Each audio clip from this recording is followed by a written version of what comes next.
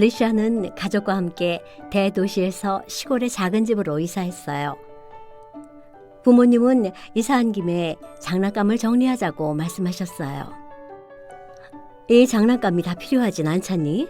이제 장난감을 갖고 놀 시간도 없을 거야. 아버지가 말씀하셨어요. 어머니는 아예 이웃의 아이들에게 나눠주는 게 어떻겠냐고 물으셨어요.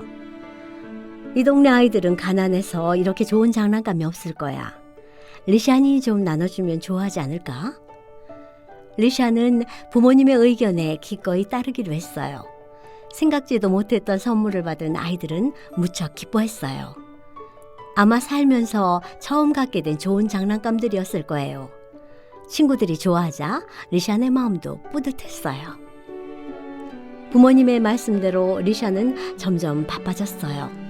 학교에 가는 대신 집에서 수업을 받게 되었는데요. 엄마는 영어와 힌두어를, 아빠는 수학과 과학을 맡아서 가르쳐 주셨어요.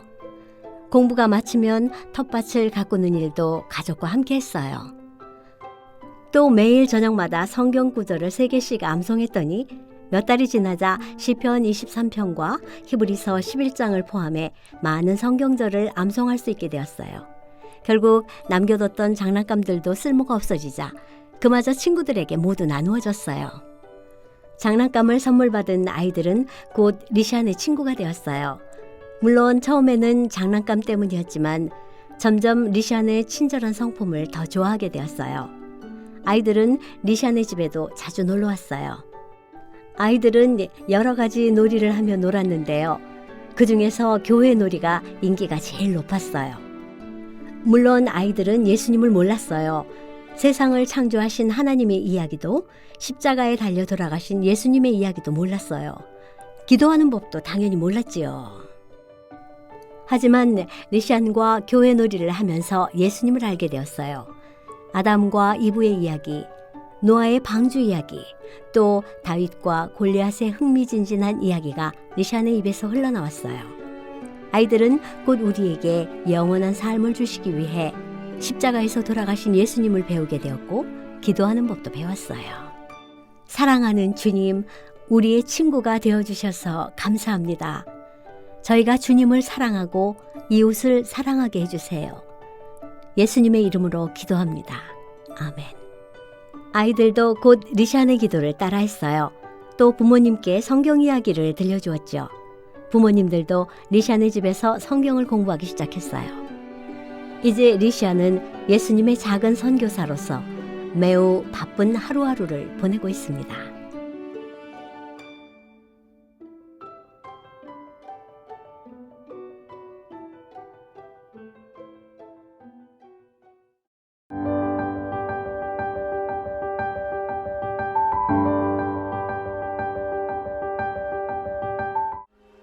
사 년 전 남편이 떠났습니다. 사라는 이제 홀로 생계를 꾸려 나가야 했습니다. 하지만 막막할 뿐이었습니다. 사라에게 하나님께서는 말씀을 전하라는 영감을 주셨습니다. 아픈 이웃들을 위해 기도했을 때 그들의 병이 나았어요. 악령에 시달리는 자들이 자유를 얻었고 아이를 간절히 원하는 이들은 단란한 가정을 꾸리게 되었어요.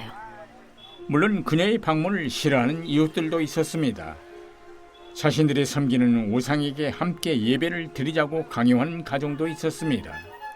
이를 거절하자 사라의 손을 잡아 펄펄 끓는 기름 속에 집어넣는 일도 있었습니다.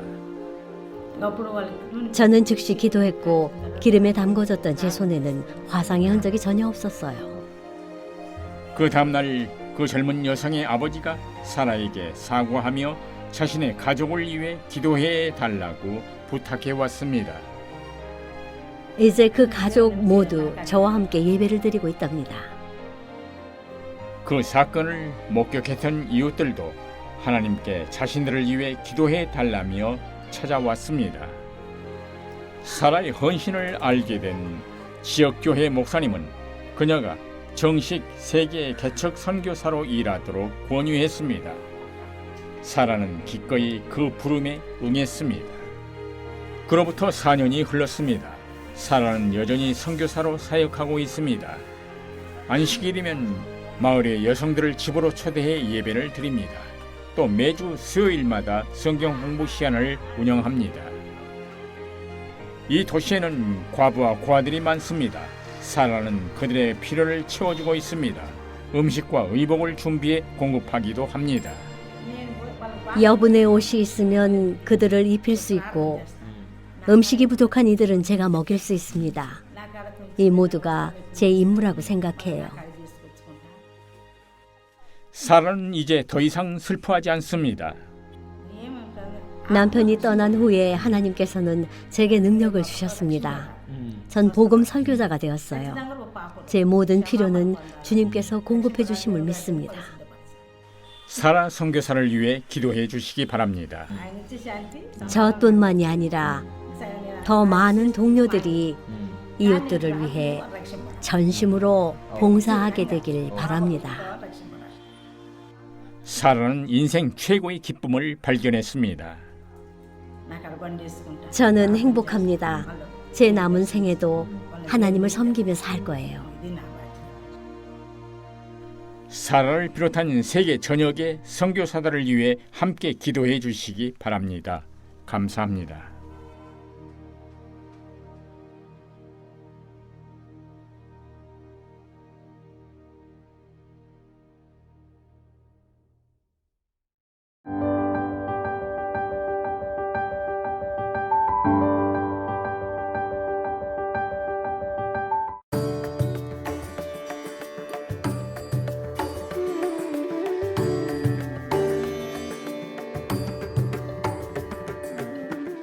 낯선 오지 마을로의 우연한 여행이 가브리엘의 인생에 큰 변화를 일으켰습니다. 마음속 작은 권면의 소리를 왠지 외면하지 못한 것이 그 모든 일의 시작이었습니다. 건강상의 문제로 휴학 중이던 어느 날 산속의 한 오지 마을에 대한 이야기를 듣게 되었습니다. 날로 건강이 악화되는 상황임에도 자신이 가야 한다는 생각에 사로잡혔습니다. 저는 기도했습니다. 예수님께서 저를 이곳에 보내셨으니 제 건강을 책임져 주셔야 합니다. 먼 여행길에 지친 가브리엘은 일주일간 기도의 시간을 가졌습니다. 그 후 병원에서 진찰을 받았더니 건강이 호전되었음을 알 수 있었습니다. 기도가 응답된 것이었습니다. 이제 가브리엘은 마을을 위해 헌신하기로 마음을 다졌습니다. 하지만 곧 난관을 맞이했습니다. 고지에 위치한 마을 특성상 기온이 낮아 추웠고 물도 없었습니다. 주민들은 건강 법칙에도 무지했습니다. 진흙밭에 앉아 놀고 있는 이 아이를 보세요.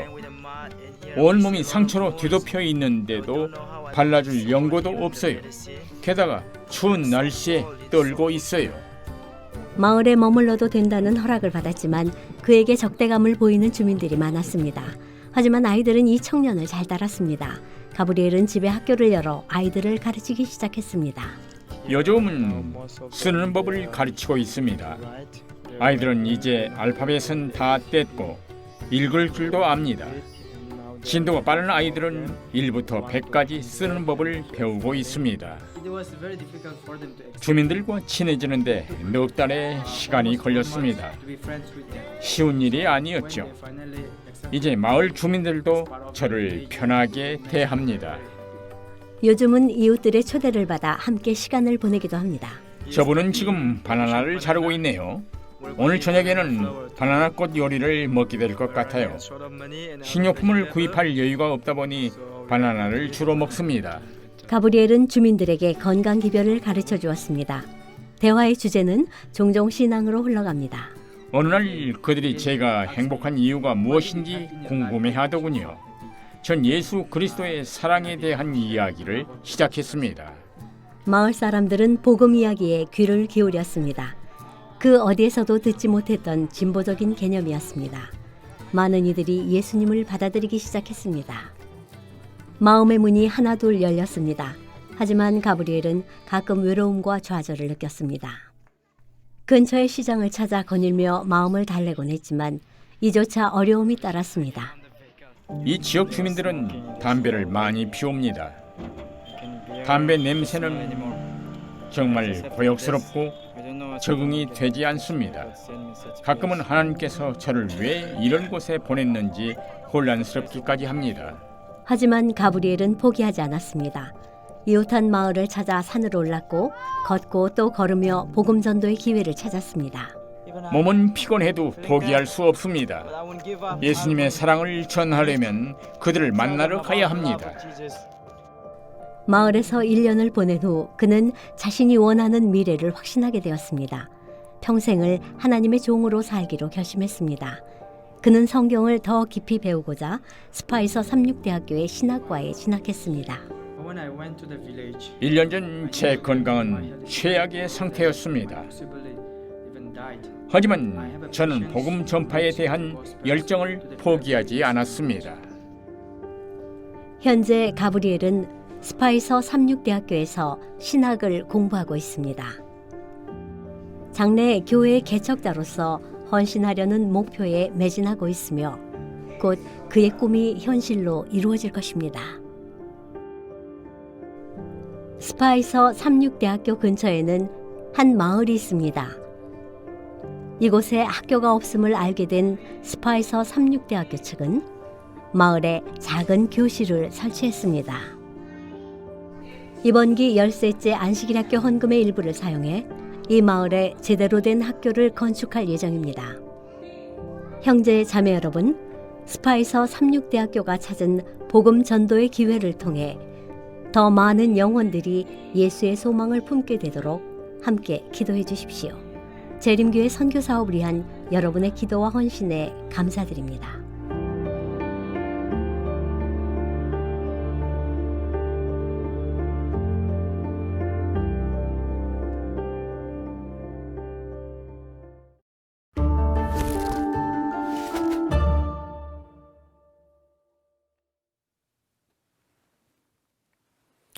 여러분 안녕하십니까?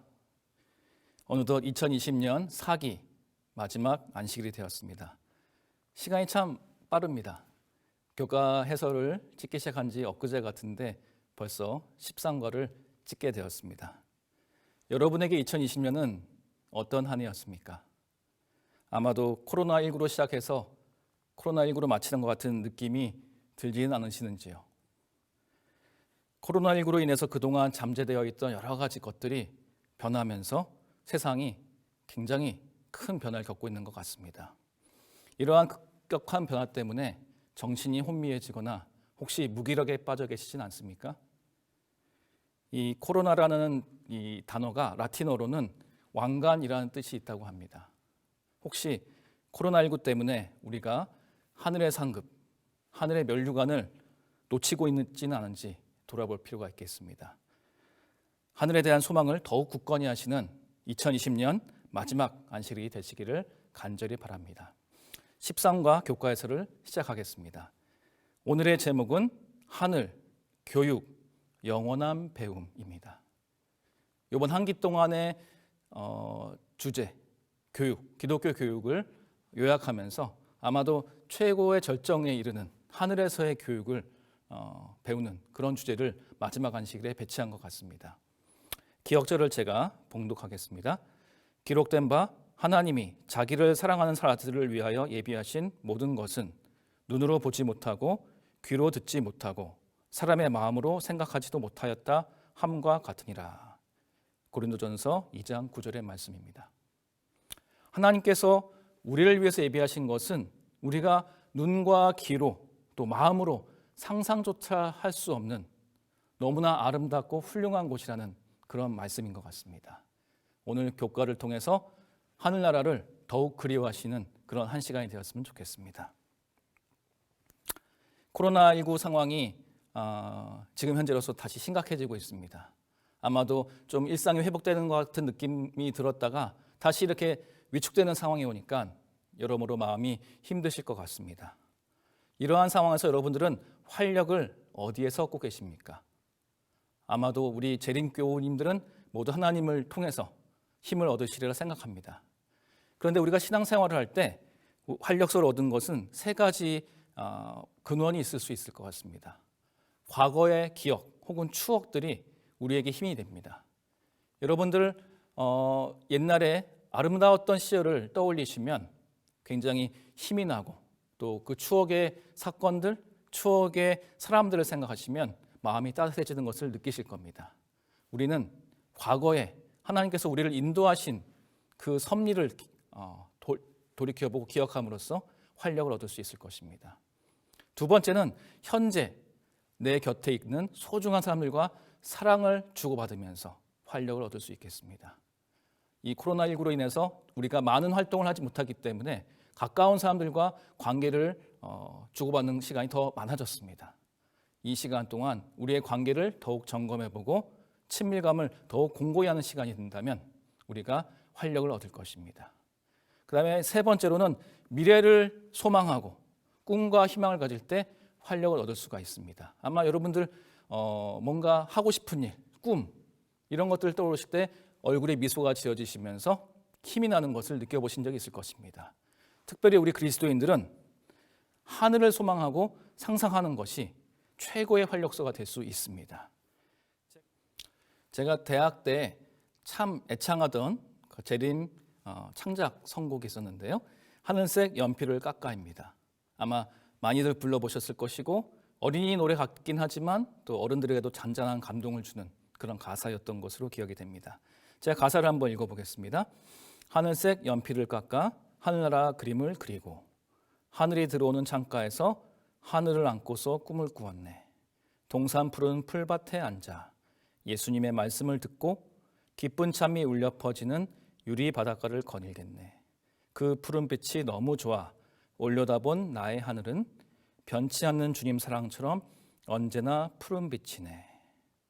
제가 노래를 잘하면 한번 불러드리겠습니다만은 제가 노래 실력이 미천하기 때문에 가사만 이렇게 읊어드렸습니다. 참 가사가 아름답죠. 하늘나라 그 푸른 빛이 우리 마음에 스며드는 것 같은 그러한 상상이 됩니다. 여기 그 어린이가 그 그린 하늘나라 그림이 있는데요.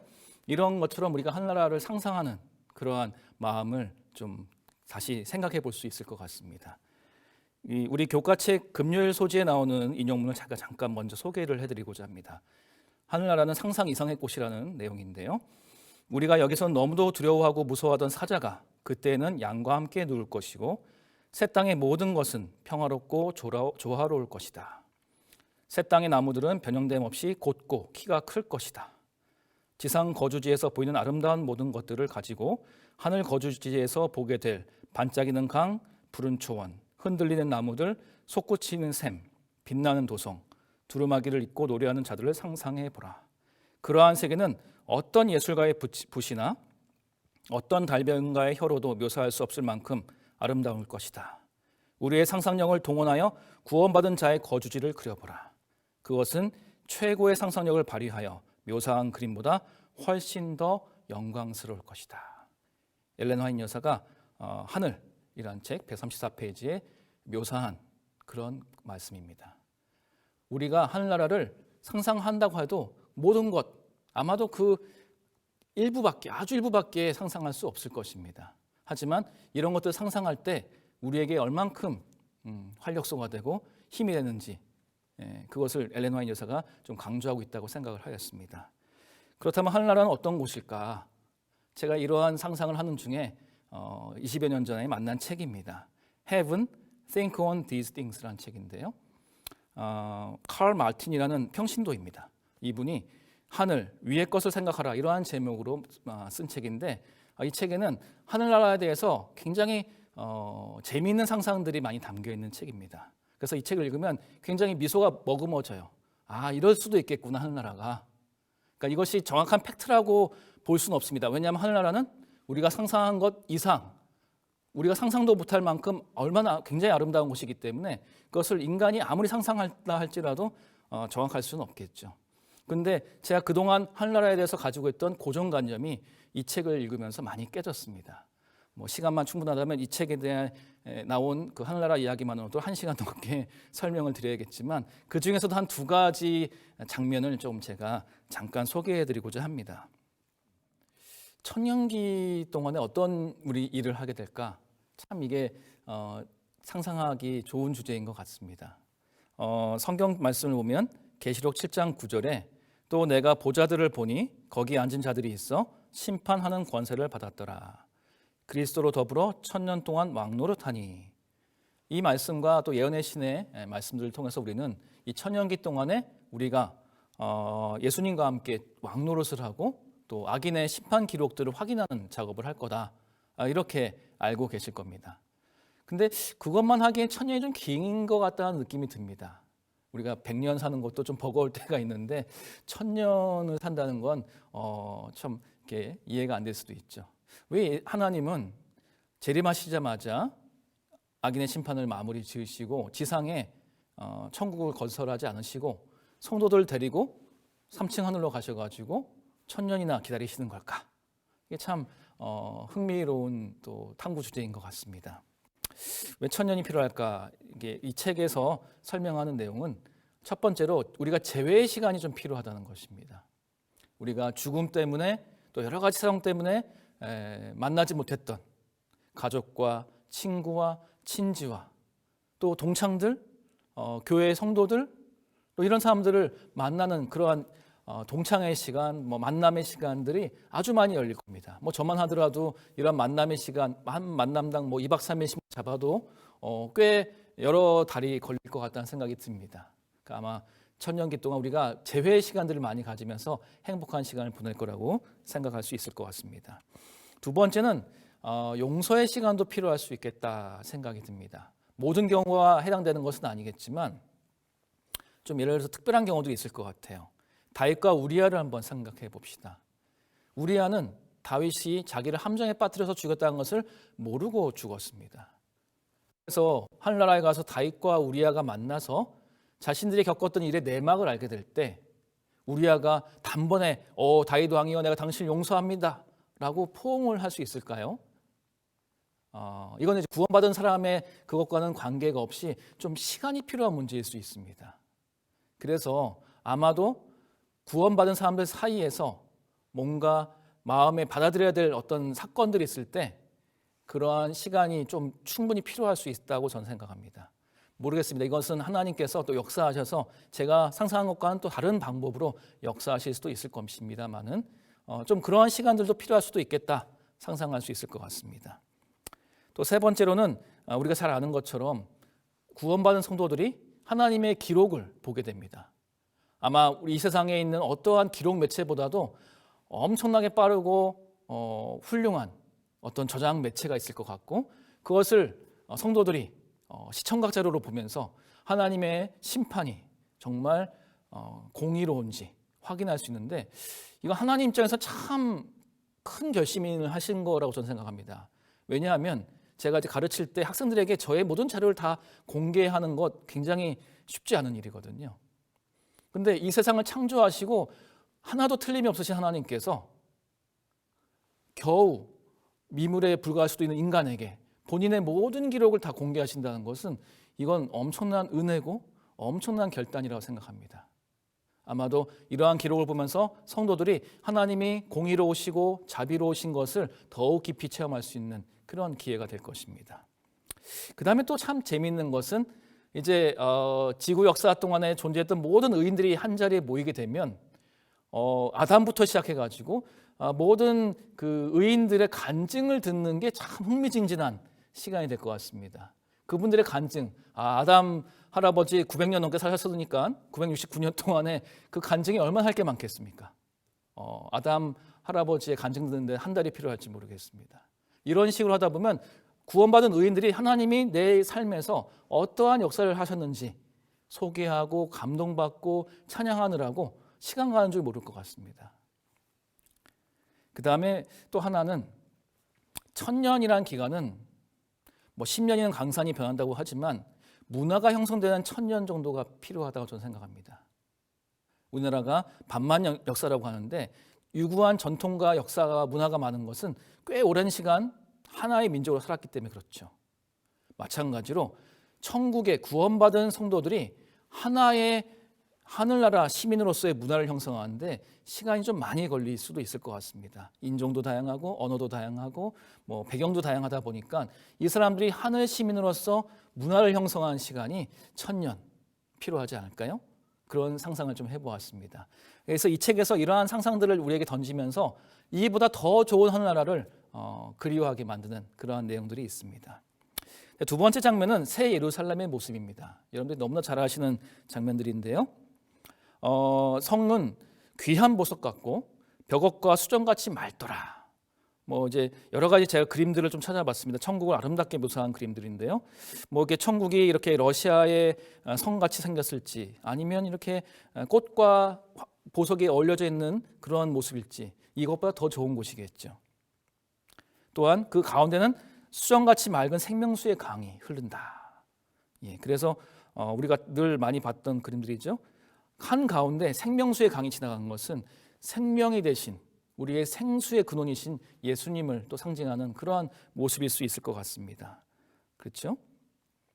그다음에 강 좌우에 생명나무가 있고 12가지 실과를 맺히되 달마다 실과가 맺힌다. 그러니까 다달이 그 달에 열매가 달린 것입니다. 그리고 참 재미있는 표현은 이 나무들이 하나의 나무로 표현이 되어 있다는 것입니다. 보시면 그 성경 보시면 이게 복수와 단수 중에 단수로 표현이 되어 있는데요. 이 나무가 강 좌우에는 생명나무가 하나의 뿌리를 가진 그런 나무일 수도 있다는 것이죠. 그래서 하나님의 생명의 근원으로부터 비롯되어서 모든 나무가 연결되어 있고 매달마다 그 달의 열매가 다르게 달리는 아주 신비로운 과일을 우리가 또 볼 수 있을지 모르겠습니다. 예, 뭐 이렇게 여러 가지 상상된 그림들이 있습니다. 그 다음에 예루살렘 성인데요.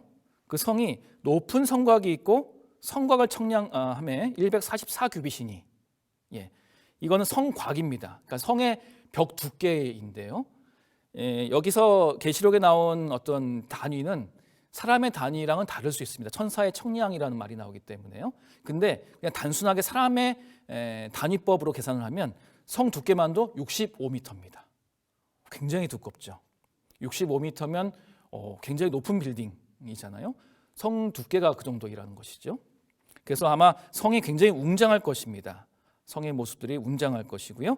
그 다음에 12문이 있죠. 기억나시죠? 12문이 있는데 문에 12천사가 있고, 그러니까 동서남북으로 한 방향당 문이 3개씩 있을 것 같고요. 432니까요.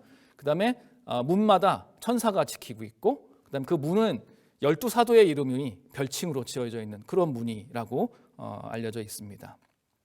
그래서 다양한 상상이 가능한 부분인 것 같고, 근데 이 문이 진주로 되어 있습니다. 여러분들 진주의 특징이 무엇이죠? 인고의 어떤 상징이지 않습니까? 고통을 참고 이겨냈을 때 아주 밝게 빛나는 그러한 특성이 있는 진주가 바로 성도들의 인내를 상징하는 그러한 재료로서 문의 재료로 쓰이지 않나 이렇게 생각이 들 수 있겠습니다. 그런데 문마다 한 진주라고 되어 있습니다. 그러니까 문이 진주를 이어붙인 게 아니고요, 통진주입니다. 엄청나게 큰 진주죠. 아마 이 조개가 품은 진주가 아니고 하나님께서 직접 문마다 하나의 진주로 된 그런 어떤 재료로 사용하신다는 그런 표현일 수도 있겠습니다. 예, 뭐 이런 모습일 수도 있을 것 같고요. 그 다음에 성곽은 벽옥으로 쌓여 있고 성은 정금으로 되어 있습니다. 이 정금은 성도들의 단련된 어떤 품성을 아주 깨끗하고 단련된 품성을 상징하기도 하죠. 그 다음에 길도 정금으로 깔려 있습니다. 굉장히 아름다운 곳일 수 있겠죠.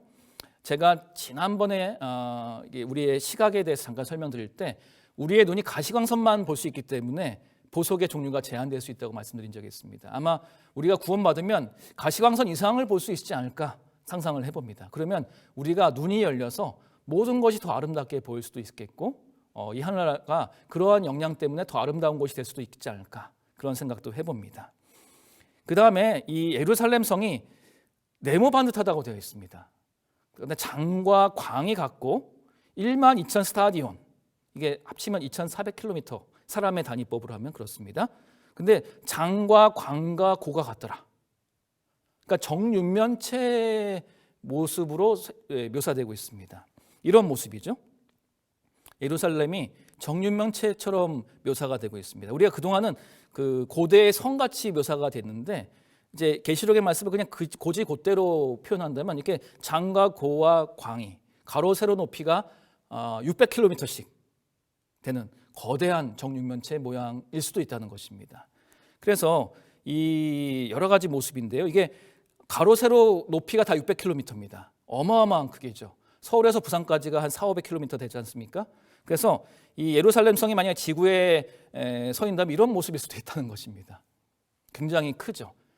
예수님께서 천국에 대해서 약속하실 때 내 아버지 집에 거할 곳이 많다라고 말씀하셨는데 이 정도의 크기면요 엄청납니다. 근데 또 재밌는 것은 그 성의 성곽은 12기초석이 있고 성곽의 기초석은 각색 보석으로 꾸몄는데 라는 말씀이 있는데 저는 그동안 하늘나라에 대한 그림을 보면서 예루살렘 성 밑에 기초석이 알록달록 12가지 색으로 되어 있는 것으로만 상상했었습니다. 그런데 제가 소개한 이 책의 저자는 그 기초석이라는 것이 한 층 한 층일 수도 있겠다. 왜냐하면 예루살렘의 높이가 600km이기 때문에 12층으로 이루어진 아파트일 수도 있지 않느냐, 이렇게 재미있는 상상을 던집니다. 이거는 저희가 정말 하늘나라 가서 확인해 봐야 될 부분인데요. 만약에 가로 세로가 600km입니다. 그러면 우리나라 인구가 지금 5천만 가깝지 않습니까? 그러니까 가로 세로 600km이면은 1억 명도 살 수 있을 것 같아요. 근데 그게 12층입니다. 12억이 살 수도 있습니다. 그 이상이 살 수도 있겠고요. 그래서 하늘나라는 정말 거할 곳이 많은 곳일 수 있겠다.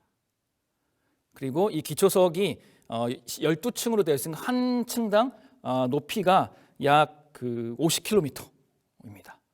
그러니까 아파트라고 느껴지지가 않겠죠. 그래서 정말 저희가 상상한 것 이상의 공간적인 어떤 미학이 숨겨져 있을 것 같아서 참 기대가 됩니다. 하늘나라는 어떤 곳일까?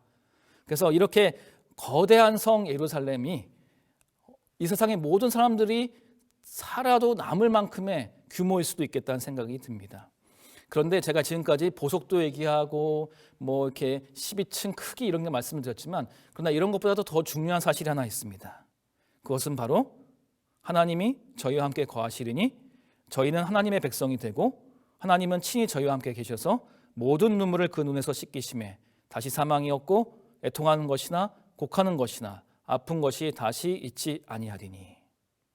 우리가 하늘을 상상할 때 이렇게 얼마나 아름다운 곳일까를 상상하는 것도 참 좋지만 더 중요한 것은 그 아름다운 곳에 누가 계셔요? 바로 우리를 사랑하시고 우리를 돌보시고 우리를 눈동자처럼 사랑하시는 하나님이, 또 예수님이, 성령님이 계시다는 것입니다. 그래서 우리가 하늘나라에서 우리를 위해서 모든 것을 바치신 예수님의 못자국을 볼 때 우리는 구원받은 백성으로서 더 이상 죄를 범치 말하겠다는 그러한 면역력이 생기는 그런 경험이 될 것이고요.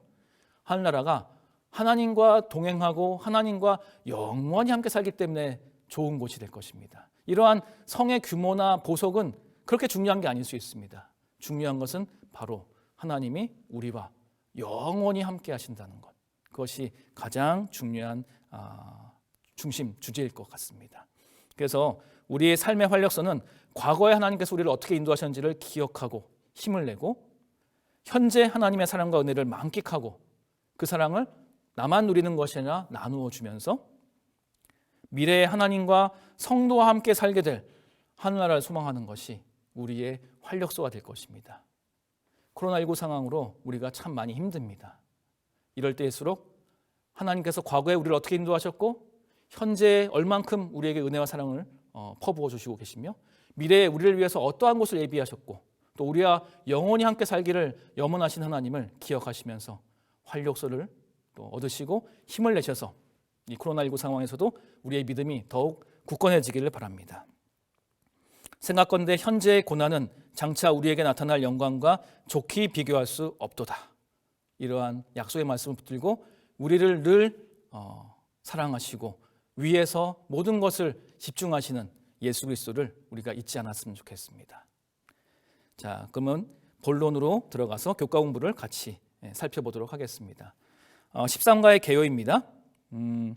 이 13가는 어떠한 개요를 이렇게 짜면 좋을까 생각하다가 이렇게 소제목을 붙여봤습니다. 하늘 늘 새로움이 가득한 곳. 그래서 첫 번째는 늘 새로운 존재라는 부제를 붙여봤는데 그것이 일요일 소지 죽은 자들의 운명에서 다루게 되겠습니다. 두 번째 늘 새로운 세상. 월요일 새로운 세상에서 배우게 될 것이고요. 세 번째, 늘 새로운 교육. 화요일 그땐 알게 되리의 내용입니다. 네 번째, 늘 새로운 학교. 수요일 내세의 학교에서 배우게 될 것이고요. 다섯 번째로 영원히 새로운 하나님. 목요일 위대한 교사의 소지에서 배우게 되겠습니다. 오늘 13과를 통해서 우리가 이루어야 될 학습 목표는요. 첫 번째로 우리가 원하는 학문, 특히 구원의 과학은 하늘에서도 계속 배워야 한다는 사실을 깨닫는다. 우리가 구원의 엄청난 진리를 하늘나라에 가서도 배운다는 것을 기억할 필요가 있다는 것입니다. 두 번째, 완전한 지력과 기억력을 바탕으로 배움의 기쁨을 누릴 수 있는 날이 오기를 고대한다. 이 세상에선 배우는 것이 좀 힘듭니다. 경쟁도 있고요. 또 그걸로 평가를 받기 때문에요. 하지만 하늘나라에 가면 우리가 배움의 기쁨을 진정으로 누릴 수 있는 그런 곳이 될 것인데 그것을 희망하는 그러한 결심이 이루어지길 바랍니다. 세 번째로 예수님을 위대한 교사로 모시고 지금부터 영원토록 구원의 과학을 연구하기로 결심한다.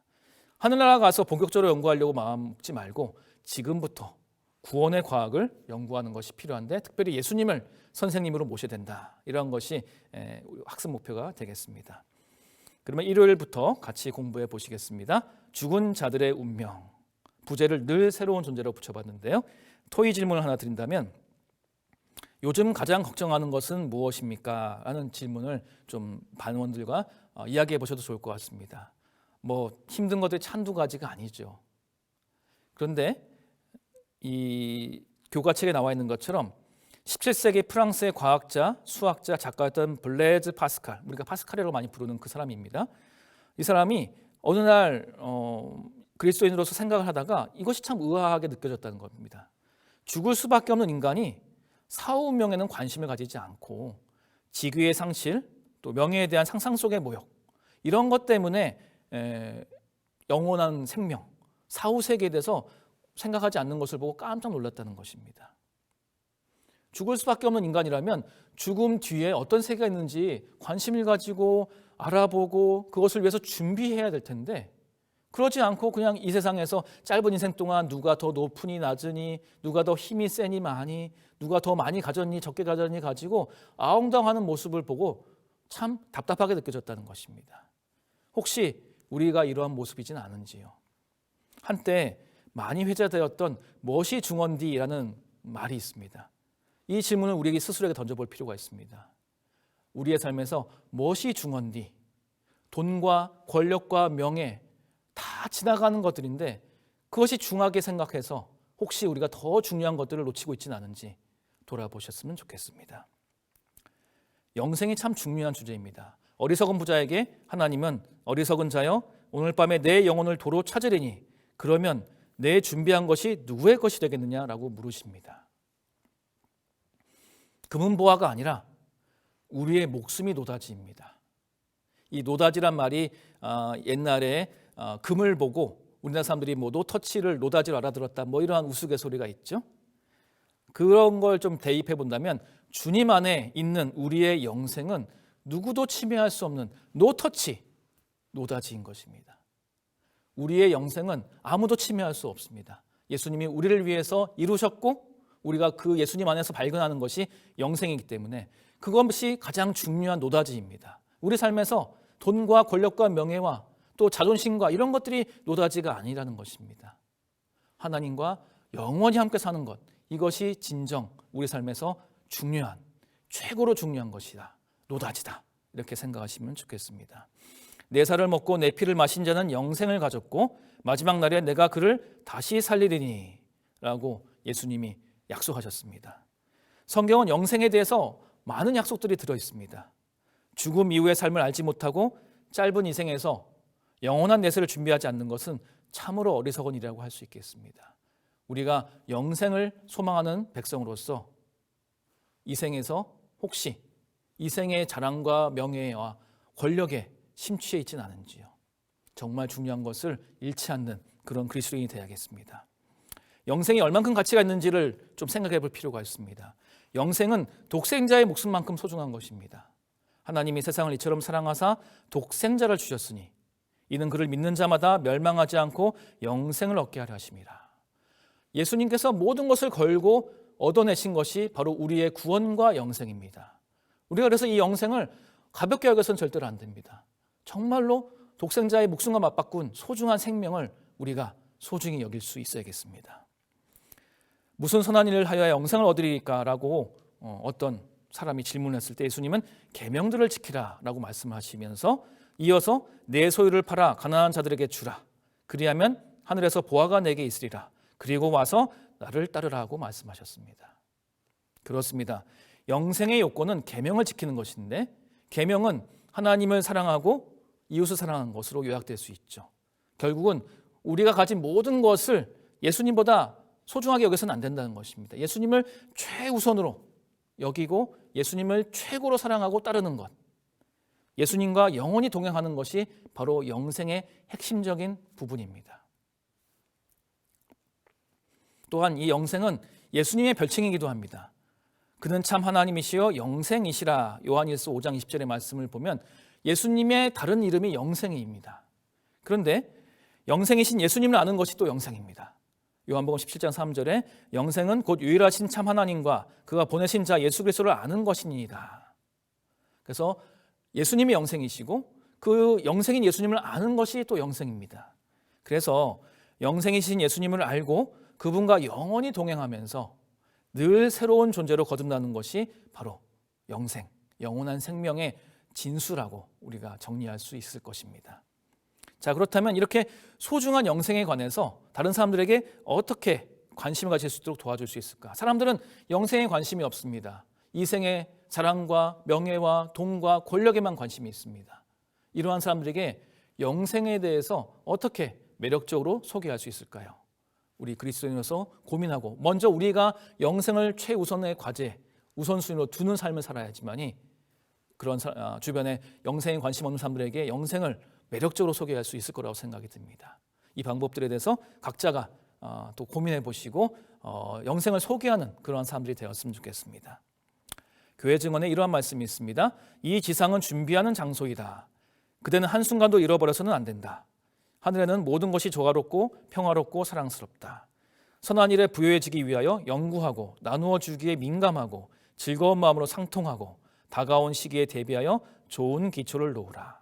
그리하면 그대는 영생을 붙들게 될 것이다. 하늘나라에서 영원히 살 것을 이 지상에서 준비하라는 말씀입니다. 그래서 기독교 교육이 중요한 것이죠. 하늘나라에서 살 백성으로서 준비되는 어떤 삶을 기독교 교육이 가르쳐주기 때문입니다. 월요일 새로운 세상, 부제를 늘 새로운 세상으로 좀 잡아봤는데요. 토의 질문을 이렇게 좀 드리고 싶습니다. 만약에 타락한 세상에서 영원히 살게 된다면 혹은 영원히 윤회한다면 그것이 축복일까요? 아마도 이 힘든 세상 100년 사는 것도 버거운데 영원히 살게 된다면 얼마나 고역이겠습니까? 타락한 세상에서 영원히 사는 것은 그렇게 힘든 것일 수 있겠습니다. 영생에 대한 오해가 이 세상에 참 많이 있습니다. 7, 80년 사는 것도 힘든데 영원히 산다고? 이렇게 반문하는 사람들이 있을 수 있겠죠. 타락한 세상이니까 영원히 산다는 것은 꿈도 꿀 수 없는 아주 힘든 일로 여겨질 수 있겠습니다. 청당의 삶은 지루한 것이다. 뭐 그냥 긴 흰옷 입고 뭐 느릿느릿하게 걸어다니면서 그냥 가만히 쉬기만 하는 매우 역동적이지 않은 그런 모습 떠올리면서 지루함을 느끼는, 그래서 서유기를 보면 손오공이 천당의 삶이 지루해서 막 난리를 피죠. 그런 것처럼 사람들은 천국을 오해하고 있습니다. 영생은 무의미하고 유한한 삶이 의미 있다. 끝이 없으면 사람들이 마감 시간과 데드라인이 있을 때 어떤 초집중력을 발휘해서 일을 이루는 경우들이 많죠. 그래서 삶이 유한해야지만이 사람들이 의미 있게 살 수 있다고 주장하는 사람들도 있습니다. 그런 것의 대표적인 애니메이션이 은하철도 999라는 옛날 애니메이션이 있는데요. 그것은 영생이 굉장히 무의미한 것처럼 그려집니다. 정말 그럴까요? 또한 전생의 업보를 현생에서 감당해야 한다고 가르치는 윤회사상, 거기서 말하는 인과응보의 어떤 가르침들도 있습니다. 이러한 것들이 영생에 대한 오해를 인간들에게 낳고 있는데, 그것은 바로 타락한 세상이라는 어떤 그 배경 자체가 타락한 세상의 관점에서 그 전제에서 보기 때문에 영생이 이렇게 힘들고 지루하고 무의미하고 돌고 도는 것이다, 이렇게 오해할 수 있는 것입니다. 과연 그런지요? 영생은 새로운 세상이라는 무대, 전제를 놓고 봐야 됩니다. 영생은 이 생의 연장이 아니라 이 하늘나라는 전혀 다른 세상이라는 것이죠. 하늘나라는 고난과 질병이 끊이지 않는 세상과는 다른 곳입니다. 모든 눈물을 그 눈에서 닦아주시니 다시는 사망이 없고 애통한 것이나 곡하는 것이나 아픈 것이 다시 있지 아니하리니. 하나님은 우리가 이 생에서 흘리는 눈물을 병에 담아두십니다. 이 말씀은 공감하시고 기억하신다는 말씀이죠. 그런데 하늘나라에 가면 우리의 눈물을 닦아주시고 다시는 눈물을 흘리지 않게 해주신다고 약속을 하십니다. 우리는 하늘나라에서 사랑이 있는 고생은 행복이었네라고 회고하게 될 것입니다. 이 말은 참 유명한 말이죠. 100년을 살아보니라는 책을 지은 김영석 교수님이 한 말인데요. 우리가 이 땅에서 힘들게 살지만 그것이 사랑으로 잘 이겨낸 사람들은 추억하면서 그것이 바로 행복이었다고 말할 수 있게 될 것입니다. 하늘나라는 고난과 질병이 없는 이 세상과는 전혀 다른 차원의 장소입니다. 그렇기 때문에 거기서 영원히 산다는 것은 우리가 상상하기 힘든 매우 행복한 그러한 삶이라는 것을 우리가 생각해 볼 수 있겠습니다. 두 번째로 하늘나라는 무의도식하는 곳이 아닙니다. 늘 새로움이 넘치고 늘 새롭게 배우고 늘 발전하고 성장하는 곳이 하늘나라입니다. 또 내가 새 하늘과 새 땅을 보니 처음 하늘과 처음 땅이 없어졌고 바다도 다시 있지 않더라. 늘 새로움이 넘치는 곳이죠. 재미없고 지루한 곳이 아니라는 것입니다. 또한 유한한 삶보다는 하나님과 함께 사는 것이 영원히 가치 있는 삶입니다. 이 세상에서는, 타락한 세상에서는 영원히 사는 것이 무의미하게 느껴질 수 있겠지만 하나님과 함께라면 유한한 것보다는 무한한 것이 축복인 것이죠. 보라, 하나님의 장막에 사람들과 함께 있음에 하나님이 그들과 함께 계시리니. 하나님과 함께 사는 것은 이 세상 최고의 의미가 될 것입니다. 또한 유대 사상에서는 우리가 전생의 업보를 지고 있다고 말을 하는데 일면 죄의 결과를 인간이 감당하고 있는 것은 맞습니다. 하지만 예수님이 우리 대신에 죄의 형벌과 죄의 유혹과 죄의 존재의 문제를 해결해 주셨습니다. 그렇기 때문에 이러한 죄가 없는 삶, 우리 대신에 모든 죄의 문제를 해결하시는 예수님 덕분에 우리는 영생을 최고의 선물로 여길 수 있을 것입니다. 그래서 우리는 이 세상이 아닌 전혀 다른 배경인 하늘나라를 생각하시면서 가장 좋은 곳은 아직 오지 않았다. 이러한 마음을 가지실 필요가 있겠습니다. 영생을 얻지 못해도 어쩔 수 없지라며 관조하는 것은 하나님을 슬프게 하는 생각입니다. 영생을 얻으면 좋지만 얻지 않아도 어쩔 수 없지, 이렇게 생각하지 마십시오. 하나님이 영생을 주시기 위해 모든 것을 거셨다는 것을 기억하시기 바랍니다. 하나님은 지금도 우리에게 좋은 것을 주시지만 아직 가장 좋은 것은 오지 않았다. 이러한 희망을 가지시면 좋겠습니다. 우리를 위해 모든 것을 바치신 하나님과 영원히 늘 새로운 세상에서 산다는 것은 얼마나 가슴 벅찬 일입니까? 이러한 소망을 우리가 모두 품게 되시길 바랍니다. 그렇다면 영생의 좋은 점은 무엇이 있을까요? 이러한 좋은 점을 다른 사람에게 어떻게 소개할 수 있을까요? 이것에 대해서 반원들과 토의를 해보셔도 좋을 것 같습니다. 사도행적에 그들은 이 땅에서 들어본 그 어떤 음악보다도 더 감미로운 다음과 같은 음성을 듣게 될 것이다. 예수님께서 말씀하시는 거죠. 그대들의 싸움은 끝났다.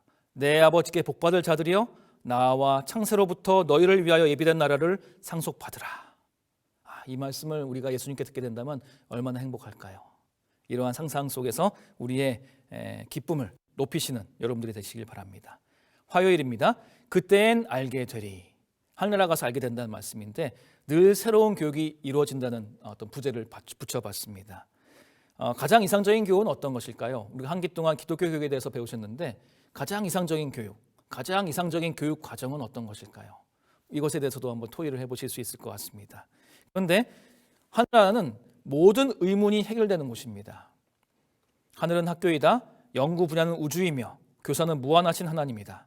이 학교의 분교가 에덴에 설립되었는데 후일에 구세계 경륜이 성취될 때 교육은 다시 에덴 학교에서 시작될 것이다. 하늘의 학교가 다시 열린다는 것입니다.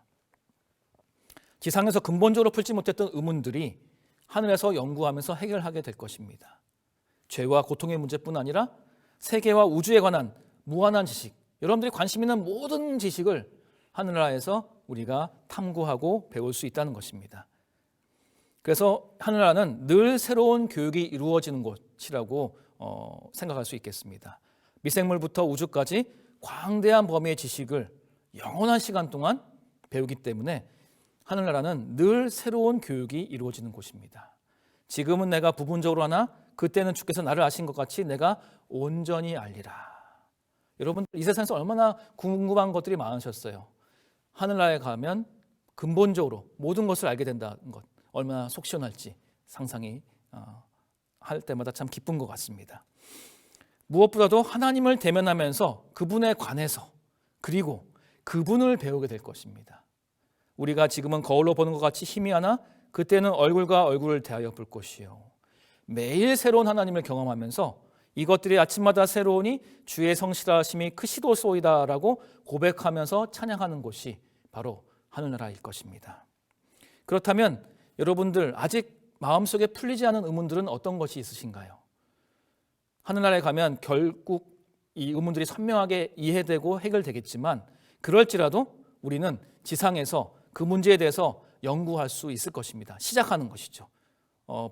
본격적인 연구는 하늘나라 가서 할 수 있겠지만 이 지상에서도 그 연구를 시작해야 된다는 것입니다. 그렇다면 어떤 주제들을 어떻게 연구하고 싶으신지 한번 반원들과 토의해 보셔도 좋을 것 같습니다. 교회 증언에 보면 이 땅에서 시작된 교육은 이 생에서 완성되지 않을 것이다. 그것은 영혼을 통하여 진행되고 언제나 향상되며 결코 완성되지 않을 것이다. 이 지상에서 시작된 기독교 교육이 하늘나라에 가서도 끝나지 않고 지속되고 더 발전되고 영원히 성장하게 된다는 말씀입니다. 참 생각만 해도 가슴이 떨리죠. 영원히 배울 수 있다니, 영원히 성장할 수 있다니. 우리가 인간 세상에서는 성장에 한계가 있습니다. 근데 우리가 하늘나라에 가면 성장에 한계가 없다는 것, 그것은 참으로 가슴 뛰는 그러한 약속인 것 같습니다. 수요일 내세의 학교입니다. 부제를 늘 새로운 학교로 한번 정해봤는데요.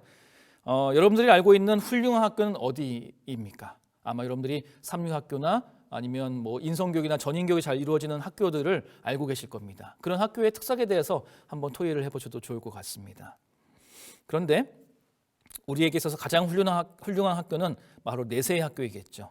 아직 보이지 않지만 영원한 것이 중요하다는 말씀이 고린도 후서에 나옵니다. 보이는 것은 잠깐이요 보이지 않는 것은 영원함이라. 그렇습니다. 우리가 보이는 것에 집중하기가 쉽지만 실은 보이지 않는 세계가 더 광대하다는 것 우리가 알고 있습니다. 우리는 인간은 가시광선밖에 볼 수 없지만 전자기파의 세계는 가시광선의 수십 수백 배의 범위를 가지고 있습니다. 우리가 보지 못하고 보이지 않는 것들이 더 크고 더 근본적일 수 있다는 것을 기억하고 항상 겸손한 마음으로 배움의 자세를 가질 필요가 있겠죠. 인간의 언어와 상상력의 한계 때문에 성경에는 장차 다가올 하늘나라에 대해서 암시와 맛보기만 제공되어 있습니다. 아까 제가 좀 재미있는 상상을 더해서 말씀드렸지만 그건 정말 맛보기에 불과합니다. 제가 그렇게 말씀드린 거 다 합쳐도 하늘나라의 1%도 설명이 되지 않았을 것입니다. 그렇기 때문에 우리가 하늘나라가 얼마나 좋은 곳인지를 기대하면서 그러나 하늘나라가 최고의 학교라는 것만큼은 확실하기 때문에 희망과 소망을 가지면서 우리가 하늘나라에 가서 무엇을 배우고 싶은지 생각해 보는 것도 필요할 것 같습니다. 내세의 학교는 영원합니다. 그 이유는 죄악으로 타락했던 모든 것이 회복되기 때문에 그렇습니다. 두 번째로 구원의 경험을 통해서 면역력이 생길 것이기 때문입니다. 우리가 지금 코로나19 때문에 전 국민 70% 면역력을 만들어야 된다 말아야 된다 이런 논의들이 있는데 우리가 죄에서 구원받은 사람들은 이제 죄에 대해서 하나님께 불순종하는 것에 대해서는 절대로 그 길에 빠지지 않는 면역력이 생기는 것입니다. 그리고 이 우주가 다시는 하나님께 불순종하지 않는 그런 조화로운 세계가 될 것입니다. 그래서 내세의 학교는 영원할 수밖에 없겠죠. 또한 우리의 구원을 이루신 예수님의 못자국을 목격하기 때문에 다시는 타락하지 않을 것입니다. 하나님이 나를 위해서 왜 그런 고통을 짊어지셔야 됐는지 시간이 지나도 이해하기 힘든 그 주제 그리고 그 분을 우리가 매일 볼 수 있기 때문에 죄 지을 그러한 생각조차 할 수 없는 그러한 은혜와 사랑 속에서 살아갈 것이기 때문에 내세의 학교는 영원할 것입니다. 또한 탐구의 주제가 무궁하기 때문에 내세의 학교는 영원합니다. 우리의 눈을 흐리게 하는 휘장이 제거되면 현미경으로 잠깐씩 보는 아름다운 세계를 완전히 볼 수 있을 것이며 만원경을 통하여 멀리 보이는 하늘도 영광도 눈앞에서 볼 수 있을 것이다. 죄의 상처가 제거되고 온 세계가 주 우리 하나님의 아름다움 속에 나타날 때에 얼마나 훌륭한 연구 분야가 우리 앞에 열릴 것인가. 여러분들 하늘나라 가시려면 배우는 걸 즐겨 하셔야 됩니다. 배우는 거 싫어하시면 안 됩니다. 하늘나라는 영원히 배우는 곳이기 때문에 그렇습니다. 또한 하늘나라는 늘 새로운 추억이 생기는 학교입니다. 여러분들 학창시절의 추억을 참 많이 가지고 계시죠? 영생의 학교에서는 아름다운 추억이 늘 새롭게 생길 것입니다. 더욱이 하늘나라에는 불행한 경쟁이 없습니다. 자발적으로 원하는 분야를 마음껏 영원히 탐구할 수 있을 것입니다. 그래서 진정한 배움의 기쁨을 경험하는 곳이 될 것이고 늘 새롭게 느끼고 늘 성장할 것입니다. 무엇보다 무엇을 연구하든지 그 과정에서 창조주의 능력을 보게 된다는 것, 이것은 참으로 귀한 축복이 될 것입니다. 그렇다면 여러분들 무한한 시간과 지능이 주어진다면 무엇을 배우고 싶으십니까? 여러분들 지금도 악기나 책, 독서를 통해서 배우고 계실 텐데 하늘나라에 가서 무엇을 배우고 싶은지 한번 목록을 적어보셔도 좋을 것 같습니다. 그리고 혹시 하늘나라에서는 어떤 동아리를 만들고 싶으신지도 한번 생각해 보셔도 좋을 것 같아요.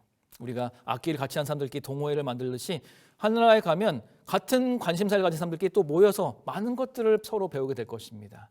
그런 것들을 즐거운 상상을 한번 나눠보셔도 좋을 것 같습니다. 교육 303페이지에 보시면 이런 말씀이 있습니다. 거기서는 과학자가 창조물에 기록된 말씀들을 읽을 것이며 악의 법칙을 다시 생각하게 하는 것은 찾을 수가 없을 것이다.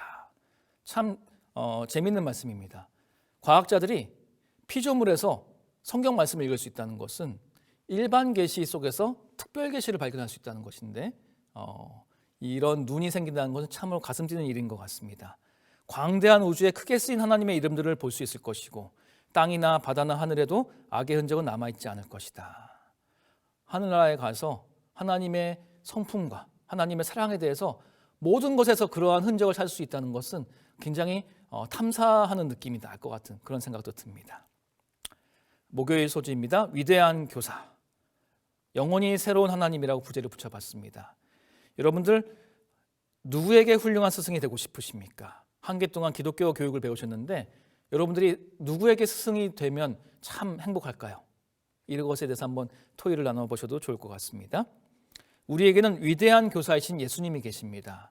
이에 예수께서 여러 가지를 비유로 가르치시니 라는 말씀을 보면서 우리가 확인할 수 있지만 가르치는 것은 예수님이 지상에서 행하신 핵심 사역 중에 하나였습니다. 특별히 말씀으로 또한 삶으로 예수님은 언제나 가르치셨습니다. 지상생에서 가르치셨던 예수님이 지금도 말씀을 통해서 우리를 가르치고 계시고요. 하늘나라에 가서도 새로운 세상에서도 계속 가르쳐 주실 것입니다. 그래서 예수님은 우리의 위대한 교사요 영원한 선생님이신 것입니다. 예수님의 무릎 아래서 늘 배우는 그러한 우리의 모습을 상상해 보시면 좋을 것 같습니다. 그런데 이 예수님은 사랑의 선생님이십니다. 예수님은 우리를 위해 모든 것을 희생하신 고생을 사랑으로 이루셨기 때문에 행복해 하십니다. 내가 지상에서 겪은 고생은 인간을 사랑하기 때문에 겪은 것이기 때문에 나에게 행복이었어 라고 예수님이 말씀하신다는 겁니다. 어떤 사람이 그에게 묻기를 내 두 팔 사이에 있는 상처는 어찌 됨이냐 하면 대답하기를 이는 나의 친구의 집에서 받은 상처라. 내가 정말 지구 가서 죽도록 고생했어. 얼마나 힘든지 몰라. 이렇게 말씀하시지 않으시고 친구를 위해서 친구 집에서 다친 거야. 이렇게 말씀하신다는 겁니다. 예수님은 우리를 위해서 하신 그 극심한 고통마저도 행복으로 여기시는 그런 분이십니다. 얼마나 사랑이 넘치시는 분인지요. 우리가 그 예수님을 잊지 말아야겠습니다. 이러한 진실한 사랑과 은혜에 감동받은 우리는 영원토록 예수님을 찬양하게 될 것입니다. 위대한 교사이신 예수님은 새로운 세상에서도 하나님의 사랑과 구원의 과학을 계속 가르치실 것이고 우리는 그러한 지식으로 충만해서 그분을 찬양할 것입니다. 그래서 여러분들이 너무나 잘 알고 계시는 각시대 대령수 마지막 부분의 말씀이죠. 영원한 세월이 흘러감에 따라 하나님과 그리스도에 대한 더욱 풍성하고 더욱 영광스러운 계시가 나타난다. 또한 지식이 발전되어 감에 따라 사랑과 존경과 행복도 증가될 것이다. 그리고 이러한 모든 지식이 하늘을 차고 넘치고 그로 인해서 찬양이 넘치면서 오직 조화와 기쁨의 맥박만이 온 우주의 만물을 통하여 고동한다. 참으로 아름답고 장엄한 미래에 대한 계시인 것 같습니다. 하나님에 대한 사랑이 우리를 이러한 가슴 벅찬 비전을 꿈꾸게 하는 그러한 원동력이 될 것입니다. 특별히 하늘나라에 가서 우리가 영원히 연구할 주제 중에 가장 중요한 것은 바로 십자가의 희생입니다. 우리가 영혼을 통해서 배우게 될 놀라운 진리들 중에 그리스도께서 우리를 위해서 치러진 희생만큼 우리의 마음을 사로잡게 될 것은 없을 것입니다. 심오하고 광범위한 이 주제를 영원히 묵상하고 연구하게 될 것입니다. 누구와요? 위대한 교사이신 예수님과 함께. 우리가 이 모든 가르침을 예수님과 함께 한다는 것, 그것은 참으로 진정으로 행복한 모습일 것입니다. 이번 기회에 배운 기독교 교육의 정신이 우리의 가정과 교회 그리고 삼육학교에서 더 발전할 수 있도록 어떻게 후원하고 도울 수 있을지 우리가 이번 4기 교과를 마무리 지으면서 생각하시고 실천하실 수 있으면 좋겠습니다. 그래서 이러한 주제를 가지고 반원들과 토의해 보셔도 좋을 것 같습니다. 금요일에 있는 대쟁투의 말씀입니다. 장래에 받을 유업을 지나치게 물질적으로 생각하는 것을 염려하여 우리의 본향을 바라보게 해주는 바로 그 진리를 영적으로만 해석하는 사람들이 많다. 그러니까 하늘나라에 대한 계시를 그냥 이거는 비유야 라고 말하는 사람들이 있죠. 그리스도께서는 당신의 제자들에게 그들을 위하여 아버지 집에 거처를 예비하러 가신다고 보증하셨다. 하나님의 말씀이 가르치는 바를 받아들이는 사람들은 하늘집에 관하여 전혀 무지하지 않을 것이다. 그래서 우리가 하늘나라의 모습에 대해서 상상을 많이 하는 것이 필요합니다. 거할 곳이 많은 하나님의 우리 아버지 집은 어떤 곳일까 상상하는 것, 그걸 물리적으로 상상하는 것도 괜찮다는 것이죠. 사람의 언어는 의인들이 받을 상급을 묘사하기에 적합하지 않다. 그것은 오직 바라보던 사람들만이 깨닫게 될 것이다. 유한한 사람으로서는 아무도 하나님의 낙원의 영광을 깨달을 수 없다. 우리가 모든 것을 다 깨닫지 못하지만 그것을 배우고 싶고 상상할 때 우리 삶의 활력소가 되고 삶의 소망이 되면서 우리가 하나님께 더욱 집중할 수 있는 그러한 도움이 될 수 있겠습니다. 결론입니다. 우리의 배움은 새로운 세상에서도 계속될 것입니다. 그러나 여기서는 희미했던 것이 그곳에서는 분명해질 것입니다. 특히 위대한 교사이신 예수님으로부터 직접 구원의 과학을 배울 것이며 그 깊이와 즐거움은 끝이 없을 것입니다. 그러면서 제가 조금 더 하나 더 부연해서 결론을 내린다면 하늘나라는 영원토록 늘 새로움만이 가득한 곳일 것입니다. 우리는 늘 새로운 세상에 마련된 늘 새로운 학교에서 늘 새로운 교육을 받으며 영원히 새로운 하나님과 함께 동행하면서 늘 새로운 존재로 성장을 거듭하게 될 것입니다. 하늘나라는 우리의 상상을 뛰어넘는 아름다운 곳이고, 그리고 하늘나라가 아름답고 우리에게 가장 최우선 순위가 되어야 되는 것은 바로 우리를 위하여 모든 것을 바치신 하나님이 우리와 영원히 함께 하실 곳이기 때문에 그렇습니다. 우리를 위해서 모든 것을 거신 하나님을 위해서 우리도 모든 것을 희생하고 헌신하면서 늘 새로움이 가득한 곳, 늘 하나님과 영원히 동행하는 그곳 하늘나라에 우리 모두 함께 가시는 재림 성도가 되기를 간절히 바라면서 13과 또 4기 교과에서를 마치도록 하겠습니다. 감사합니다.